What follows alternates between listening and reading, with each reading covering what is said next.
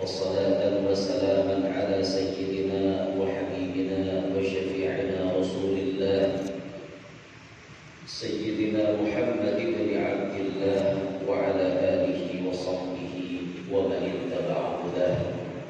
رب اشرح لي صدري ويسر لي أمري واحلل عقدة من لساني يفقهوا قولي وسدد لساني واهدي قلبي بجاه النبي والآل دستورهم يا أهل الدرج ويا أهل الباطل ويا أهل النوبة ويا أهل النور. أما بعد. Bersyukur alhamdulillah pada subuh hari ini kita ditakdirkan oleh Allah Subhanahu wa taala berkumpul di dalam masjid yang mulia ini dengan tujuan yang pertama melaksanakan kefarduan kita berupa salat subuh yang dijalankan dengan sunnah baginda Nabi Muhammad SAW, yaitu berjamaah. Ditambah lagi kita sedikit mengkaji sebahagian daripada ilmu pengetahuan agama. Sebelum itu, marilah bagi siapa-siapa yang belum berniat i'tikaf dalam ini masjid, mari perbaharui niat dia. Niatkan i'tikaf selama berada di dalam ini masjid, malaran pahalanya. Kalau ulun sudah dari luar tadi menadarkan i'tikaf dalam ini masjid. Jadi di luar masjid kita berucap, aku nadar i'tikaf dalam ini masjid selama aku berada di dalamnya. Ketika kita masuk masjid, langsung kita laksanakan berniat i'tikaf yang telah dinadarkan dalam ini masjid selama aku berada di dalamnya, fardu karena Allah Ta'ala. Jadi jauh ulama asal usulnya i'tikaf pahalanya sunnah, tapi karena dinadarkan maka pahalanya berubah jadi pahala wajib. Antara yang sunnah dengan yang wajib kelipatan sampai 70 kali lipat lebih. Ini namanya berhelah di dalam beramal ibadah. Boleh berhelah untuk menggandalakan pahala, bukan berhelah hendak mengakalani. Lain. Kalau berhelah hendak mengakal itu kan kayak esok sampai esok zakat, esok ini sampai dan hitung-hitung harta ini masuk di jakati. Sekalinya beli esok dan jakatnya duitnya tukarkannya sebelum mundur. Otomatis duit ini berkurang, jadi sampai esok tidak masuk lagi hisapnya. Nah itu namanya bahelah anak makal. Allah Ta'ala tahu aja maksudnya. Tapi nang kita hari ini menjadikan i'tikaf dinadarkan, itu maksudnya supaya mengganali pahala, dan itu dibenarkan dalam agama kita. Ada biar yang sudah masuk ke dalam, yang sudah niatnya ya i'tikaf sunnah saja, i'tikaf sunnah. Jadi yang belum i'tikaf, niatkan i'tikaf selama berada di dalam masjid ini. Hadirin sekalian rahimakumullah. Ketika kita ditakdirkan oleh Allah Subhanahu wa taala kawa sembahyang subuh berjamaah, ini satu nikmat yang besar. Di dalam fikih diurutkan sembahyang berjamaah itu yang paling ganal pahalanya. Pertama adalah sembahyang fardu Jumat. Ini paling ganal pahalanya. Ada lagi nak kau menyilet itu, karena itu kewajiban. Nah setelah sembahyang Jumat, peringkat nomor 2 sembahyang berjamaah pahalanya yang terbesar, yaitu sembahyang subuh. Sembahyang subuh berjamaah ini pahalanya paling ganal. Apalagi sembahyang subuhnya hari Jumat, terus memakai ayat yang disunatkan oleh Nabi. Pertama, rakaat pertama alif lam mim as-sajdah. Rakaat yang kedua al-insan hal ata 'alal insan hin minad dahar, dan seterusnya. Apalagi harinya hujan, ganal lagi pahalanya. Mati lampu pulang. Berjamaah ganal lagi pahalanya dia. As-shawab 'ala qadri ta'am. Pahala diukur berdasarkan kesusah payahan kita membabinya. Nah, subuh peringkat kedua. Peringkat yang ketiga berjamaah itu adalah berjamaah salat Isya. Berjamaah salat Isya. Yang keempat, berjamaah salat Asar. Yang kelima, berjamaah salat Zuhur. Yang keenam, berjamaah salat Maghrib. Subuh peringkat nomor 2 paling gatal, tapi orangnya kan banyak. Sedikit nah ampun supaya subuh berjamaah. Tapi kalau Maghrib pahalanya paling dikit, banyak orangnya berjamaah. Aneh juga. Inilah keadaan kita. Seandainya kita melihat pahala itu kayak apa, biar pasti kita berambut langsung dia subuh berjamaah. Tapi kan kita tidak melihat. Akhirnya ya itu kan kejadiannya. Supaya subuh ini kada banyak orangnya dibanding sembahyang Maghrib. Kenapa? Itu udah kejadiannya. Umat Islam itu bisa ditakuti oleh lawan apabila musuh melihat orang Islam sembahyang subuh kayak hari raya. Hajar musuh takutan. Amun kita umat Islam sembahyang subuh yang kalau dihitung jari umat Islam ini kada ditakutani belum.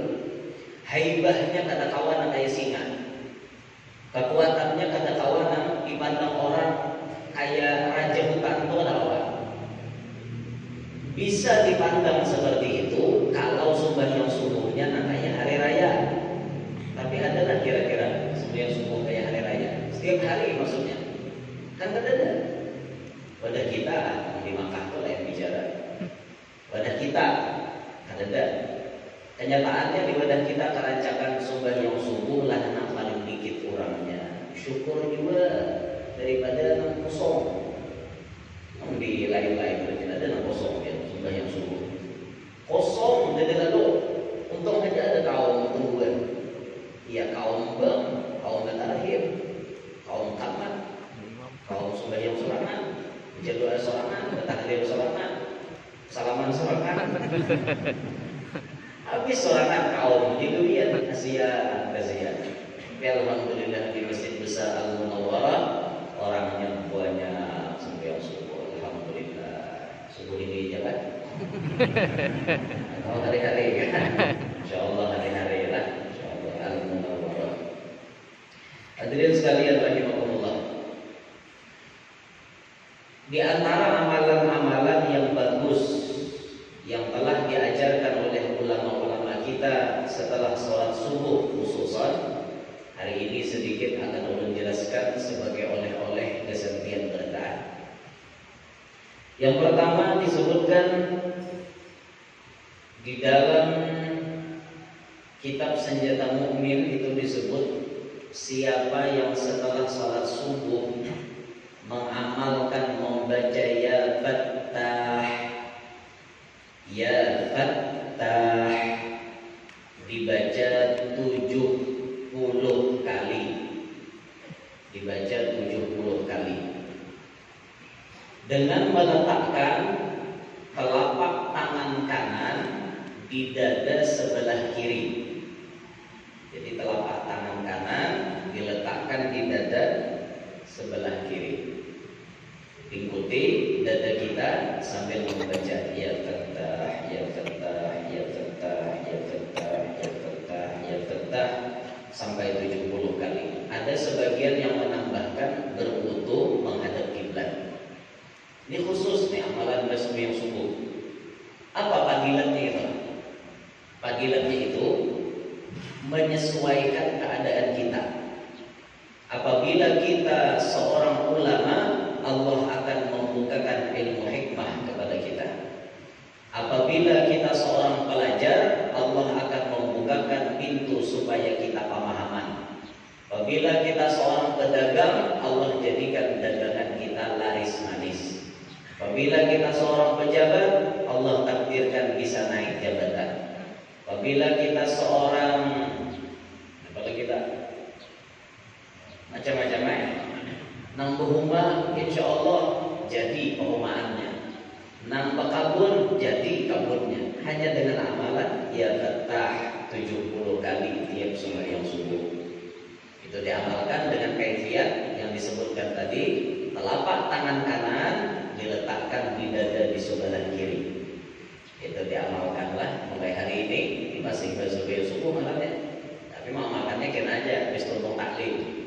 Rahatan taklim jangan mengamalkan. Kalau ada badab namanya. Rahatan guru jelas apa dia amalan. Itu kan ada adab. Jaga adab. Tatkala guru menjelaskan, fokus kepada penjelasan guru. Amaliyah apapun nanti yang baca karena kawan mengalahkan pahala majelis taklim. Jadi waktu majelis taklim lepas semua amalan, biar dengarkan, fokus masalah ilmu. Itu lebih ganal daripada amalan yang lain. Habis taklim hanya amalan itu. Apa kaifiatnya? Ya Fattah 70 kali dibaca dengan cara meletakkan telapak tangan kanan di dada sebelah kiri. Diamalkan bagus menghadap kiblat dalam keadaan masih berwudu. Insyaallah fadilatnya kalau dia rutin mengamalkan, dia macam merasakan fadilat tersebut. Amalkan aja itu. Yang kedua, khususan kita orang Banjar dan sekitarnya, termasuk wilayah Kalteng dan sekitarnya, itu kita mengamalkan amaliyah yang ada kaitannya dengan Syekh Muhammad bin Abdul Karim As-Samman. Rancak kita mendengar dalam manaqib Syekh Samman. Syekh Samman memberikan wasiat kepada kita untuk mengamalkan doa Allahumma ghfir li ummati sayyidina Muhammad, Allahumma arham ummata sayyidina Muhammad, Allahumma astur ummata sayyidina Muhammad, Allahumma jbur ummata sayyidina Muhammad. 4 kali berturut-turut setelah salat subuh sebelum berpanggil masalah dunia. Beliau menyebut siapa mengamalkan itu termasuk dalam martabat wali kutub. Biar kada jadi wali kutub, tapi tak buat dalam kelompok wali kutub. Ini untungnya. Akan tetapi, ujar sebagian ulama menjelaskan, kada cukup kita hanya membaca itu. Kada cukup. Tapi dari bacaan itu harus kita amalkan dalam kehidupan sehari-hari. Bacaannya kita baca tiap kita sembahyang subuh, tapi makna dari bacaan itu harus kita amalkan di tiap-tiap waktu kita, di tiap-tiap hari di kehidupan kita. Allahumma ighfir li ummati sayyidina Muhammad. Ya Allah, ampunilah bagi umat Nabi Muhammad. Itu kan maknanya. Pengamalannya dalam hidup biar harus bisa jadi orang nang kawa memaafkan, mengampuni kesalahan-kesalahan umat Nabi Muhammad. Al-insan mahallul khata' wan nisyan. Manusia itu tempatnya salah, tempatnya ada ingat. Maka tatkala ada orang lain masalah lawan pian harus siap memaafkan, mengampuni. Harus siap ya. Jangan jadi manusia hidup ada hendak beri maaf. Jangan.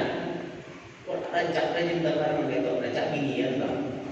Binian pulang. Tadi dia kami ibu. Rancak belum mendengar binian bang, dia sudah kebual, ya dah. Bila sudah kebual kayak gitu. Pokoknya bila tak kebual pun aku kada rida sampai mati. Ini pun kada rida mau apa benar. Pokoknya ya aku kada rida aja. Nah itu ujian. La ilaha illallah. Kada hendak memberi maaf kepada umat Nabi Muhammad. Padahal kita ini dituntut supaya memaafkan kesalahan orang lain. Pasti ada orang lain itu bisa tersalah lawan kita, tapi kita maafkan, kita ampuni. Jangan sampai kita berlagak kayak itu tadi, berpandir kayak itu tadi. Nah, kada hendak memaafkan dia sampai ke mati, dari lah. Mereka lalu biar belajarlah kayak Rasulullah. Apa sifatnya Rasulullah? Ya'fu 'anil dzambi idza kana fi haqqihi wa sababihi. Wa idza dhuyyi'a haqqullah lam yakum ahadun li ghadabihi. Itu akhlak Nabi kita. Ya'fu 'anid dzambi idza kana fi haqqihi wa sababih. Nabi memaafkan yang terkait dengan diri pribadi beliau. Orang lain tak salah dimaafkan Nabi. Ini akhlak Nabi. Orang lain mahwalani Rasulullah, Nabi kada saring. Diludahi Nabi, Nabi kada saring. Ditawak pakai batu, Nabi kada saring.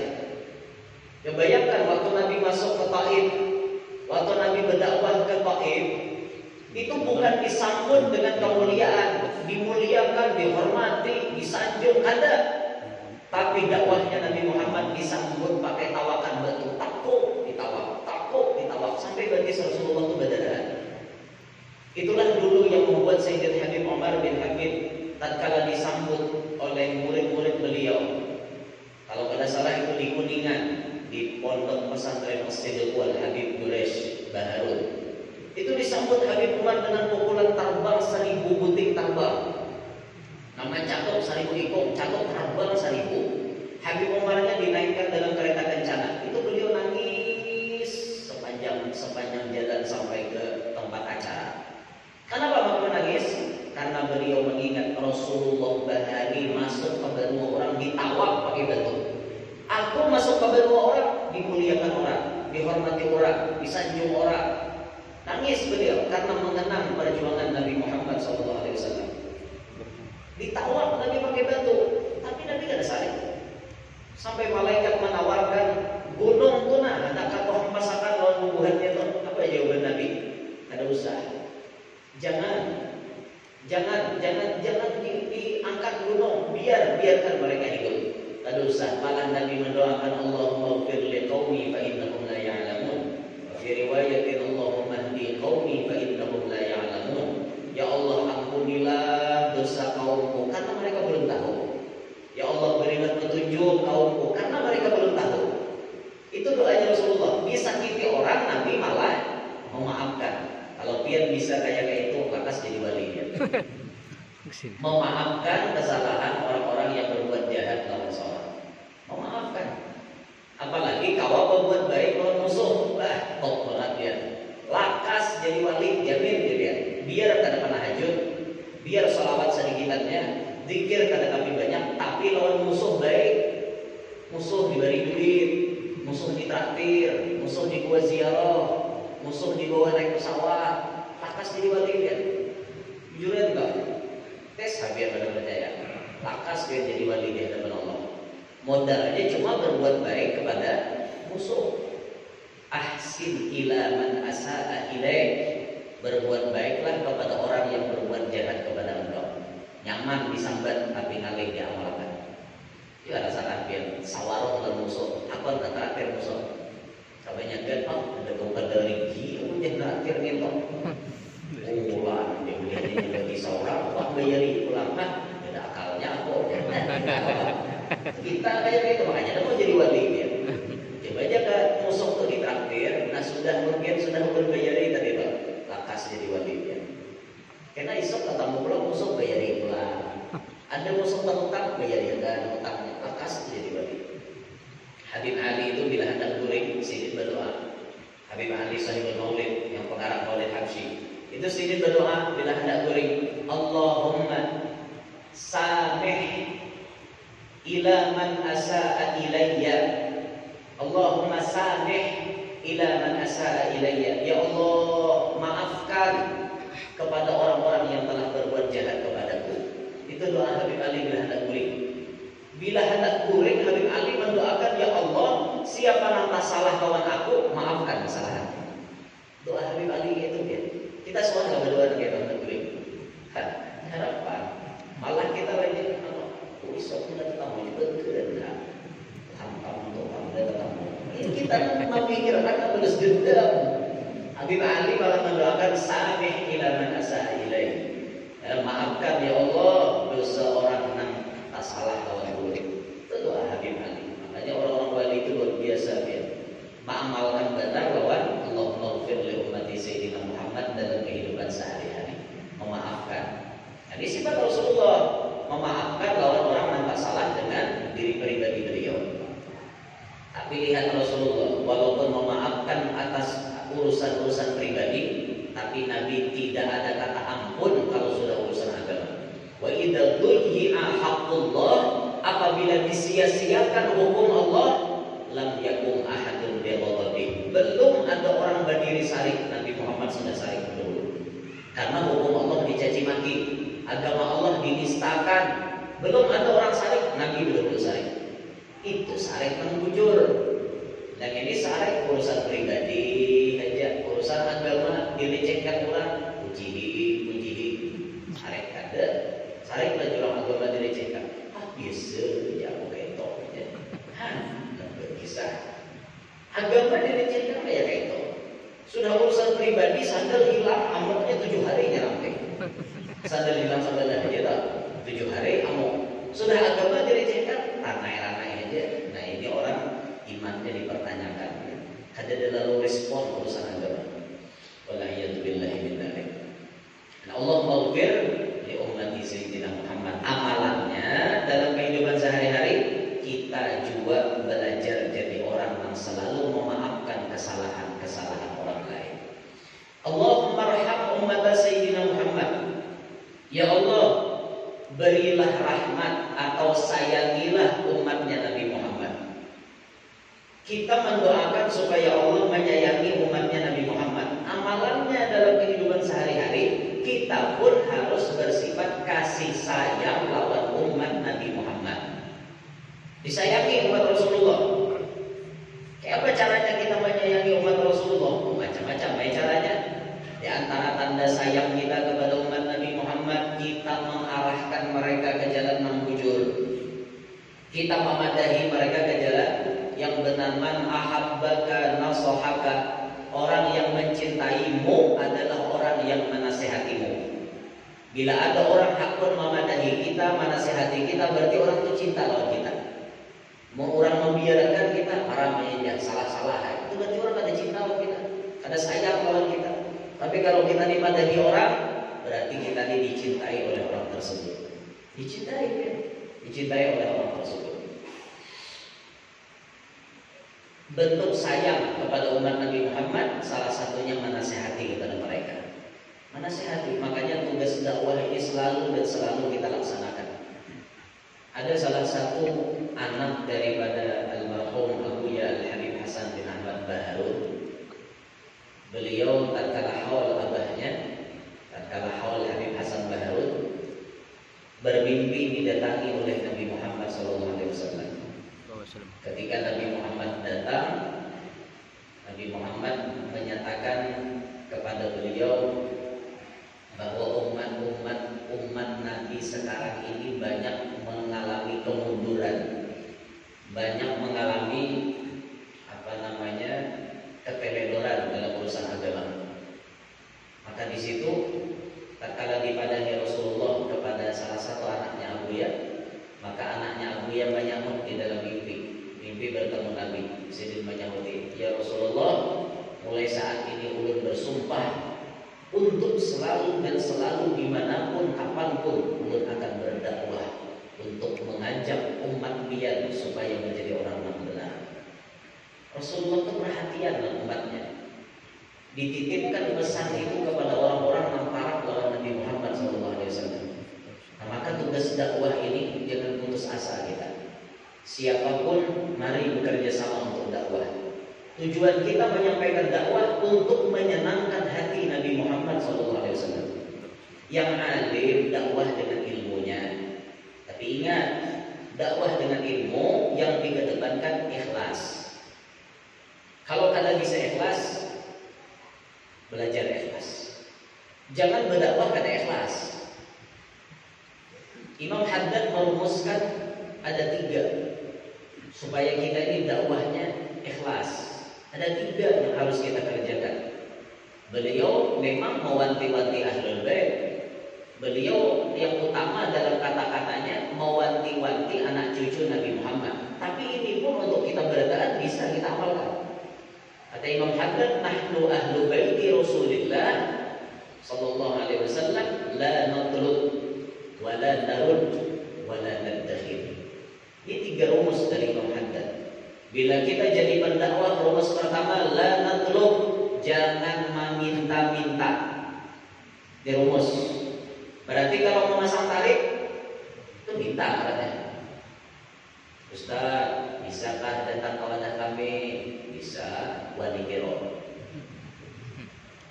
Berapa wani? Bari aku berapa wani? Jadi ustaznya nih. Jadi katanya meminta, ustaznya meminta. Itu dalam rumus ahlul bait dan ulama-ulama yang muhaqqiqin, ulama-ulama yang benar itu dinyatakan salah. Rumusnya la natlub, kada meminta. Berarti masang tarik, berarti meminta. Menyalahi sudah dalam aturan. Nah, la natlub, kita kada boleh minta lah, kada boleh minta. Wala narud, lalu rumus kedua tidak boleh menolak. Meminta jangan, menolak jangan. Itu rumusnya. Meminta jangan, menolak jangan. Menolak memberi, sambut. Apa susahnya? Jurang beri dia, jurang hadiah. Jangan. Kan usah jangan ada. Buat ranai, usah mereka itu. Orang bahagia itu kita lah meminta. Kada orang memberi. Rumusnya la narud, tidak menolak. Bila orang beri buat ranai. Kenapa maka ahlul bait Nabi kayak itu? Kada mau menolak, sebab kalau terjadi penolakan kepada hadiah orang beri lawan seorang, itu bisa mengakibatkan orang lain hatinya tersinggung. Habib diberi kada mau menerima, bisa jadi orang lain tersinggung. Guru diberi orang kada mau menerima, bisa jadi orang lain tersinggung.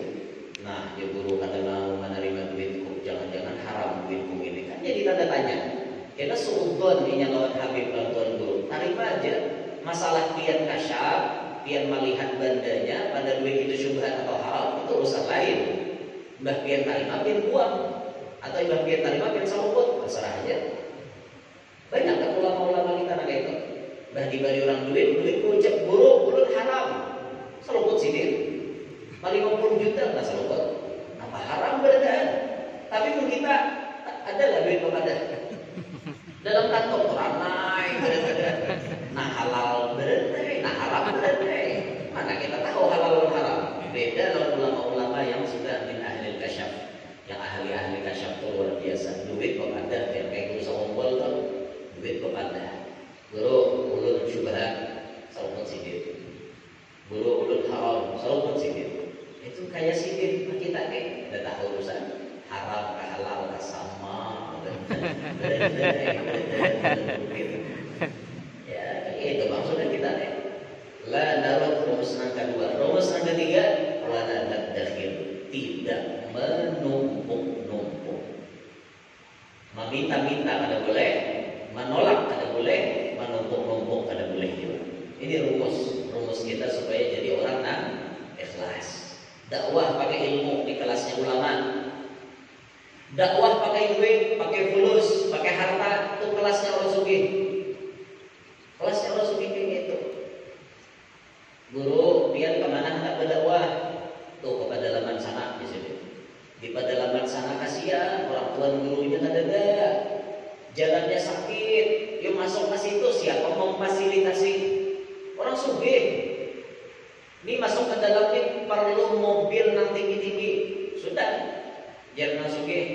Kami nyiapkan gulai Fortuner 5 buah, lawan Pajero Sport 4 buah, 9 motornya, 10 buat 90.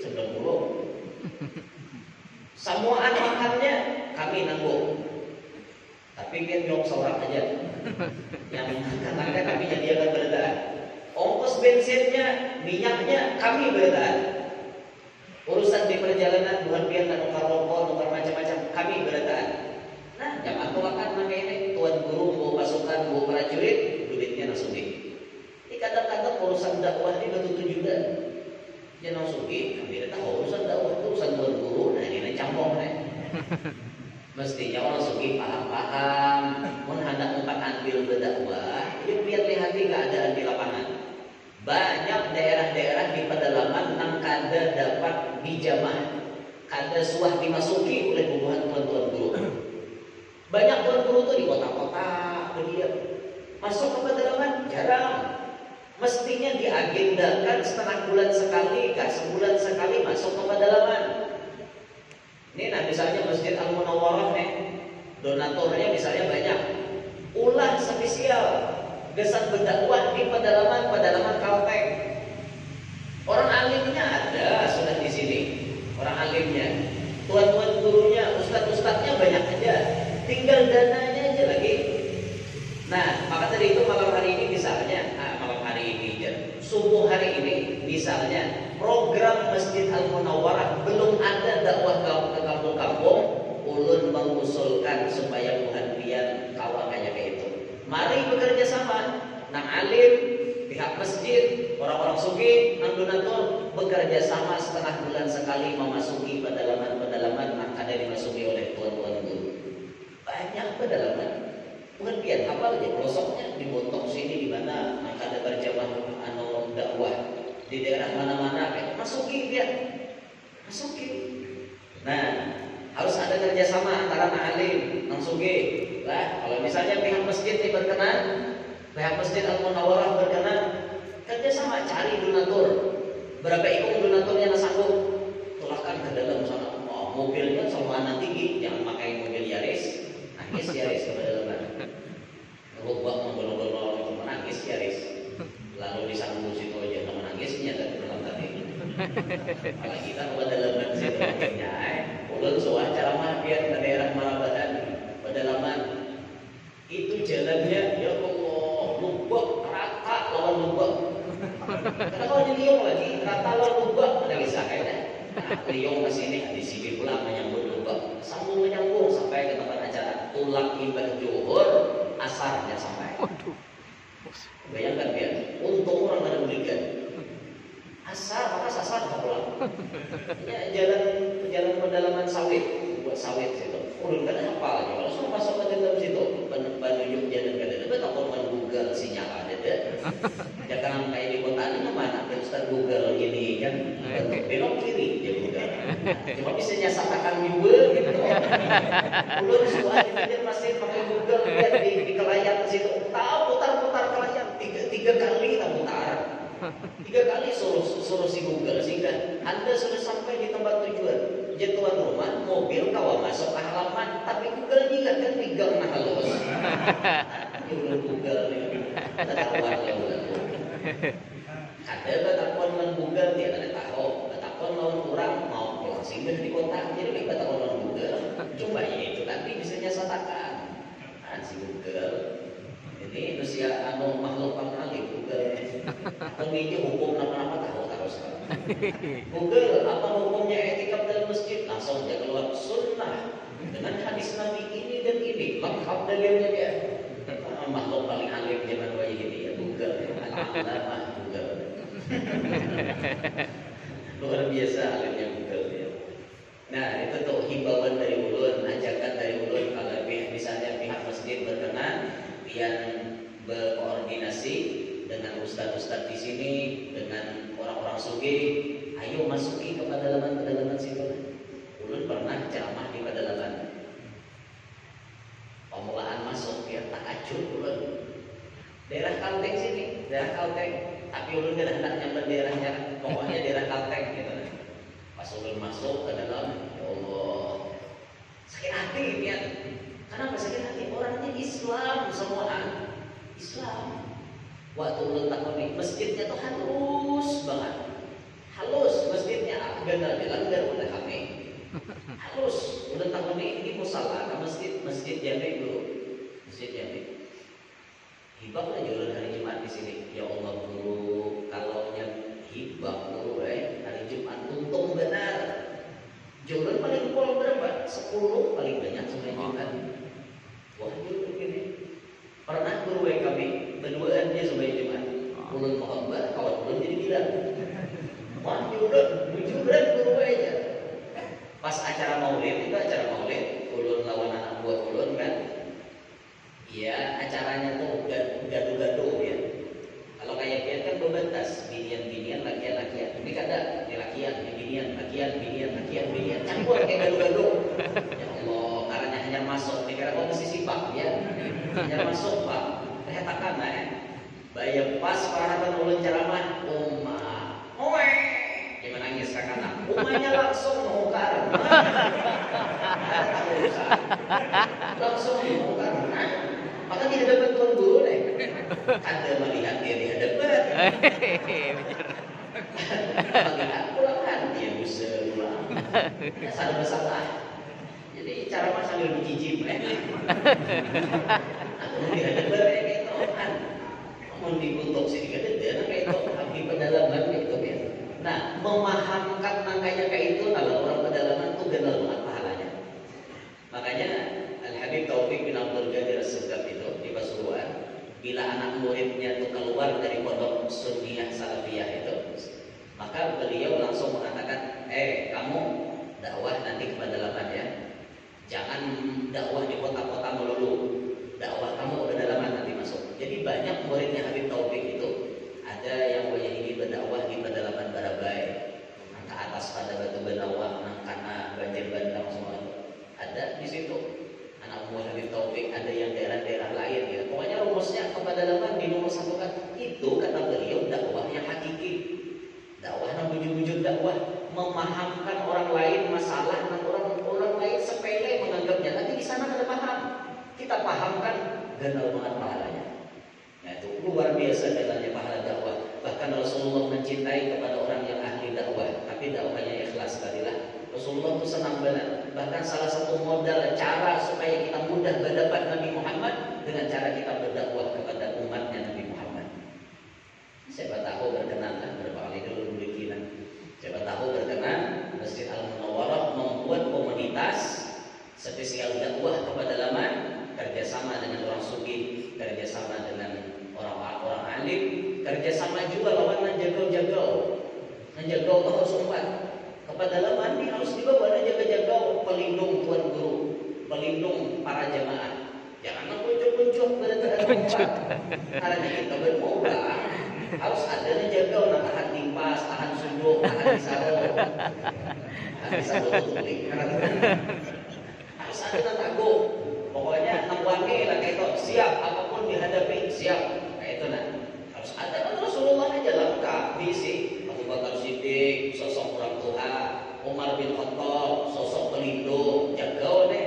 Utsman bin Affan donatur orang sugih, Ali bin Abi Thalib seorang pemuda yang selalu siap meneruskan dakwahnya Nabi Muhammad. Nabi aja lengkap diisi. Lengkap Nabi diisi. Nah kita harus gitu juga dalam dakwah harus lengkap kayak itu nah. Ini Allah marham umat Sayyidina Muhammad. Dua kalimat lagi lah, dua tantang lagi biar habis. Allah marham umat Sayyidina Muhammad tadi maknanya minta supaya Allah menyayangi umat Nabi Muhammad. Amalannya kita pun harus menyayangi kepada umat Nabi Muhammad. Di antaranya dengan cara selalu menasihati mereka ke jalan yang benar. Allahumma astur umat Sayyidina Muhammad. Ya Allah, tutupiakan aib umat Nabi Muhammad. Jangan sampai aib orang lain itu ya Allah kelihatan di mata ulun. Tutupiakan supaya ulun kada melihat aibnya. Nyaman kita kada nyamban, nyaman kita kada seudon lawan orang. Tapi karena fitrah manusia, katuju mengurusi orang lain. Fitrah manusia. Jadi rumah irama ini ada semut yang di seberang lautan jelas kelihatan, tapi gajah di pelupuk mata tiada kelihatan. Oh keterlaluan. Semut di seberang laut melihat dia. Korek orang lain harus dikorek-korek, diungkit-ungkit kahul kahilir mencari. Sudah kuring seorang tak bulan gak kada sadar. Manawa akan orang salawar rabit, iya salawar rabit. Seorang wawah. Wawah tahan pada rabit dia. Kalau rabit sedikit, emang wawah tuh carek, carek wawah. Wawah itu tak ada ina aja baloi. Wawah, ada kegembangan wawah. Ada lagi sah baloi ni belunta. Paloi orang hendak berminat untuk berbahasa Arab. Aku ujar sidir bila ada yang bisa bahasa Arab, aku ambil minat jujuran. Pokoknya gratis saja pengalaman kan aku pengalaman. Kadang-kadang palu akalan di palu ya. Bos ya kalau namanya bos gini so aku melontar di Sumaila yo hati kan bos apa gerang lo enggak ada kena ada aja persinannya pas kebetulan calon pintu hatu di Betang tetap pas di Betang dia nih calon pintu ada kalau itu mulai ya mano manjol terbos ni bayi kita timbayun alaina mana terbos ya terbos timbayun alaina terus tiba ya tiba luntakan ada ini ya berbus ya bangkitun alaina bangkit kalau tahan dibangkit umat jangan dibatang di jemong nah di besar banyak orang kampung nih kadang lagi sini pada napas ini si paloi pak pas membangkit sekalinya terkait raba ya garbus ya bawah kan alaina bawah kan alaina ya naam di garbus bukan naam aja bawah kan alaina naam Mbah Tontong dibangkit ngarannya wawah tadi kan kaif ya no jadi garbus kayak apa bahasa kita baru alaina ya sudah bawah kembali ya. Singkat cerita si calon bintuhan tadi memalaki loy adanya kali ya aku tadi kau lihai bahasa Arab ya nah di balai begitu deh ya aku ini kan sudah tadinya anak di sini nanti ahli bahasa Arab mudahan ikam kawan artinya mengabulkan hajatku mengawini anakku ayo di balai itu dengan senang hati ulun terima biar jadi pintu ulun akhirnya berjadian kawin kayak malam pertama itu kan orang tak ada Quran biasanya bahari dan Tuntong siang perkawinan malamnya tak ada keliling orang sebenarnya rumah ibu dikulilingkan Quran halo itu jangankan ahli bahasa Arab mengaji jangan bisa ada bayangan makanan giliran loy jarak pengantin dulu kata aja boleh pengantin dulu dia penutupan lebih barokah boleh harap akal aja sampai akhirnya apa ada sampai ke saurang lu tutup kayak boleh baca alhamdulillah baca bismillah 3 kali juga ada waalaikumsalam penyasar apa aja buka pengantin ada yang lebih bisa ya Pak dari kisah wawah alaina wawah kuring orang kelihatan benar dia itu kebiasaan kita harus kuring orang ketujuh kita mau wawah berlokeh dia karena jangan binian Pak binian karena jangan binian Pak anak ketujuh kuya orang diambil sambil buku ketuaan mencari buban kurang tadi kuya lalakian ini bisa menjarak mengarancakan lalakian yang memuja orang jadi ambil masjid hanya diambil masjid kalau bisa kursi nanti ada dia lagi kursi dudukan nongkrong di kursi ya situ mulia orang antara maghrib lawan isya orang aja di kuya laki fotonya yang ini alhamdulillah mulai maghrib sampai isya ada bisa bulik di masjid Mbak Isya hanya bulik tahu ada diambil memuja orang orang jakan di dalam keamalan ada juga dengan mahadam waktu maghrib dan isya ini kan diambil kurang disambut pada patut mereka lah udah boleh mereka hati-hati dia. Nah yang terakhir Allahumma jibur ummat Sayyidina Muhammad ya Allah senangkanlah bisa itu maknanya itu sempurnakanlah kekurangan umat Nabi Muhammad atau senangkanlah umat Nabi Muhammad. Amalannya dalam kehidupan kita belajar menyenangi umat Rasulullah. Kayak apa caranya supaya umat Nabi itu himong, hatinya himong. Dulu almarhum Habib Anis bin Alwi bin Ali Al-Habsyi Solo. Habib Anis itu punya prinsip selalu ingin menyenangkan umat Nabi Muhammad. Kayak apa Habib Anis menyenangkan umat Nabi Muhammad? Salah satunya di majelisnya Habib Anis itu membakar dupa yang paling mahal harganya. Dupa yang paling larang itu yang dibakar oleh Habib Anis. Supaya apa biar bakar? Supaya hidung umat Nabi Muhammad sanang menciumnya. Minyak harum yang dipakai Habib Anis, minyak harum yang paling mahal. Kenapa biar pakai itu Bib? Karena tangan saya ini, kata beliau, dicium oleh siapapun. Saya tidak mau yang mencium tangan saya sakit hati karena bau tangan saya. Maka sini menyenangkan umat Nabi Muhammad dengan memakai minyak harum yang paling harum. Itu almarhum Habib Anis. Selanjutnya kita, terserah kita menyenangkan umat Nabi Muhammad dengan cara apapun bisa. Contoh, kita jadi tuan guru. Waktu kita dihajatkan orang, kita ngabulkan hajat, berarti kita menyenangkan hati orang tersebut. Orang lain berhajat hendak foto misalnya, guru hendak foto dan dia bawakan hajat di sini, menyenangkan hati orang, karena hajatnya hendak foto. Tapi ingat dia, foto itu didudiakan. Jangan dahulu foto, orang dahulukan guru minta doa, hanya foto.